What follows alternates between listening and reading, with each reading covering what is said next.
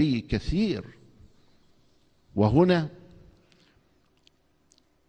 تدخل الشرطة مع الجيش، وهي تبذل ثمرة فؤادها وأبنائها، وتبذل فلذات أكبادها لتحمي الوطن ضد الإرهاب والإرهابيين من أرادوا أن يسفكوا الدماء الحرام. فارق كبير بين من يقاتل في سبيل الله وموعده الجنة، وبين من يقتل الناس ظلما وعدوانا ابتغاء الدنيا، يضلون أنفسهم.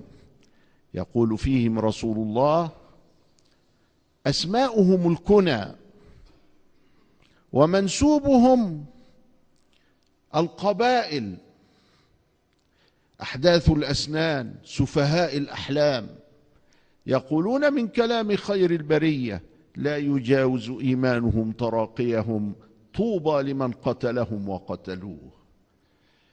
صلى الله عليك وسلم يا سيدي يا رسول الله، نتبعك ولا نتبع سواك. اللهم ارض عنا برضاك فإننا لا نعرف ربا سواك. اللهم اغفر لنا ذنوبنا وكفر عنا سيئاتنا وتوفنا مع الأبرار، وأرنا الحق